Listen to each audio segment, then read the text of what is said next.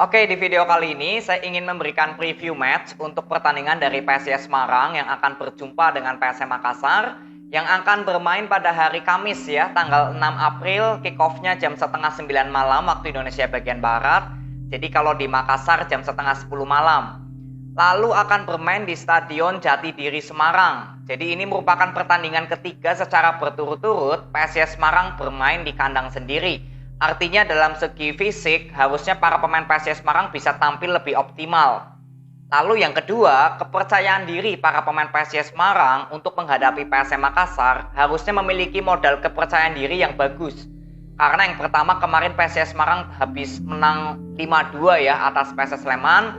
Lalu yang kedua, ini PSIS Semarang tentunya memiliki visi tersendiri untuk bisa mengalahkan PSM. Karena ini kan PSM merupakan tim juara BRI Liga 1 musim ini ya. Artinya untuk pertandingan ini menurut saya cukup penting untuk PSIS Semarang.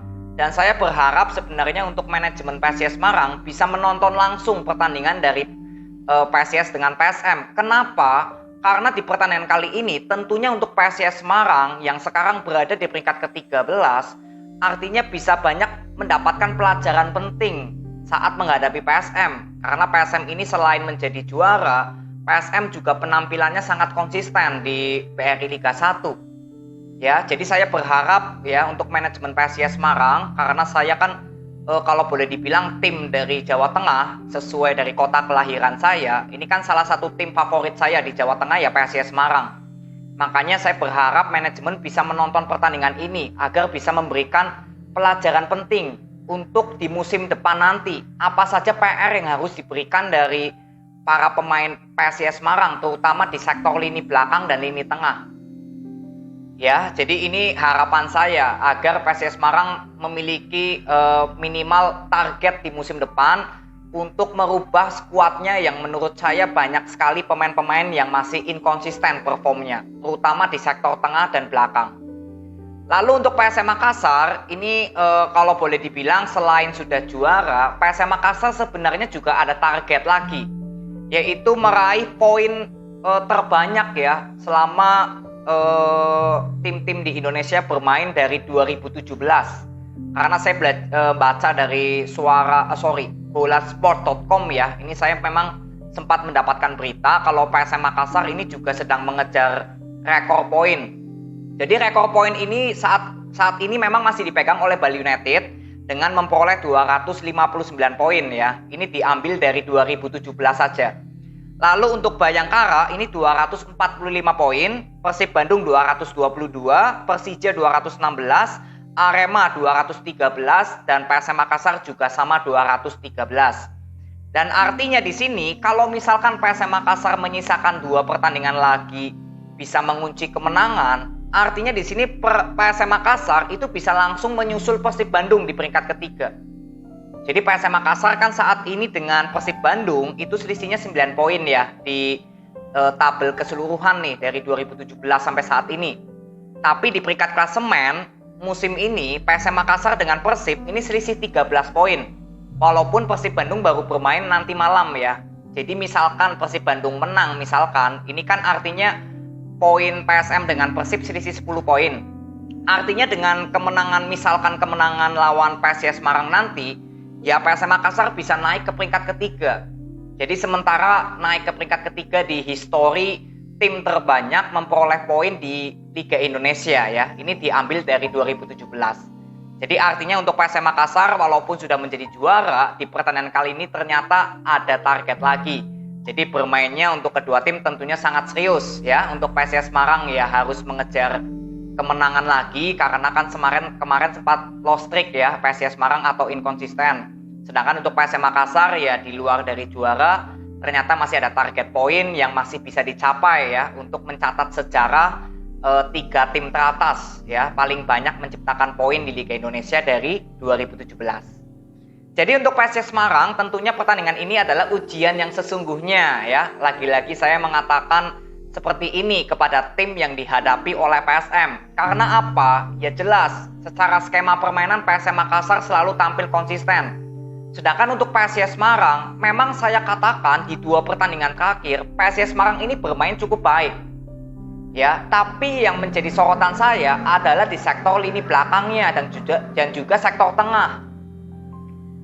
Dan memang sorotan yang paling besar adalah saat PSIS Semarang melakukan pertahanan. Ini berapa kali seperti mudah dilewati oleh para pemain-pemain dari Persebaya ataupun gol dari Ricky Cawor ya, kemarin gol kedua itu membuktikan bahwa lini belakang dari PSIS Semarang ini memang masih kurang, tidak bagus gitu loh, tidak baik. Sedangkan kemarin lawan Persebaya Surabaya walaupun kalah, tapi cara permainan PSIS Semarang saat melakukan penyerangan ini saya boleh katakan cukup bagus. Ya, lagi-lagi saya tekankan di sini, saya nggak terlalu peduli masalah hasil menang atau kalah. Yang penting dari skema permainan ini bagaimana. Dan PSIS Semarang sebenarnya saat lawan Persebaya itu bermain sudah cukup bagus. Walaupun memang harus kecolongan lewat golnya Adama ya di menit-menit akhir. Artinya kan lini belakang dari PSIS Semarang harus full konsentrasi gitu ya. Padahal banyak menekan nih PSIS Semarang lawan Persebaya. Lalu lawan PSS Sleman juga sama, kembali lagi membuktikan mencetak golnya bisa 5, tapi kemasukannya juga 2. Dan proses kemasukannya ini juga menjadi sorotan juga kepada lini belakangnya PSIS Semarang. Jadi di pertandingan besok menurut saya untuk PSIS Semarang, untuk masalah penyerangan saya kira cukup bagus. Tapi untuk lini tengah dan lini belakang, ini saat bertahan menjadi evaluasi saya di pertandingan besok. Saya akan lihat bagaimana. Karena tentunya PSM Makassar yang sudah berapa kali saya bilang selalu bisa tampil konsisten ya. Mungkin besok juga ya dari line up-nya ya. Mungkin dari PSM Makassar saya akan lihat apakah Bernardo Tavares melakukan rotasi atau tidak. Karena kan untuk selain harus mencatat histori tadi ya, poin di sepanjang sejarah Liga Indonesia, ya PSM Makassar ya sudah tampil lepas gitu harusnya. Jadi saya pengen lihat line up-nya aja untuk Bernardo Tavares besok menurunkan siapa.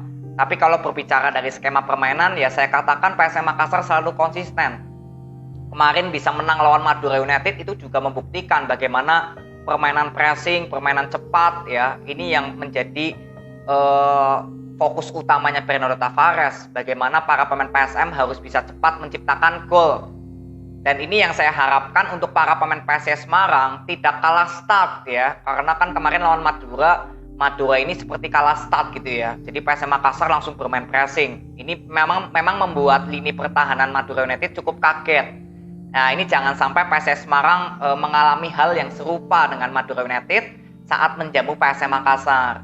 Ya, jadi untuk pertandingan besok ya saya berharap banyak PSM Makassar bisa bermain maksimal, bisa tetap konsisten. Tentunya ini juga akan berdampak kepada PSIS Semarang. Saya nggak membicarakan PSM Makassar pasti menang atau PSIS Semarang pasti kalah, nggak di situ ya yang saya fokuskan. Tapi yang saya fokuskan adalah terutama untuk PSIS Semarang. Artinya akan banyak pelajaran yang saya bisa ambil untuk PSIS Semarang untuk mempersiapkan di musim depan. Apa aja sih kira-kira yang dibutuhkan oleh PSIS Semarang dari masalah skuad pemain yang saat ini ada untuk mempersiapkan juga di pertandingan musim depan. Karena PSIS Semarang kan di musim ini sudah tidak ada target lagi ya. Ini saya lihat klasemen juga ya maksimal kalau bisa win streak gitu ya. Dia mungkin bisa naik ke peringkat 9 asalkan Persita Tangerang harus kalah sekali atau imbang sekali. Tapi kalau misalkan PSIS Semarang ada kalah sekali, ya paling mentok di peringkat 10 atau 11 lah. Artinya kan nggak ada target yang terlalu berlebihan untuk PSIS Semarang. Makanya jujur di pertandingan kali ini, ya tujuan saya melihat pertandingan ini untuk PSIS Semarang, yaitu mempelajari sebenarnya apa aja sih yang perlu dirombak ya untuk mempersiapkan di musim depan nanti. Nah makanya saya berharap manajemen PSIS Semarang ini bisa hadir ya untuk bisa nonton langsung, melihat PSIS Semarang ini bagaimana sih. Karena ini kesempatan yang cukup bagus ketika harus berhadapan dengan PSM Makassar.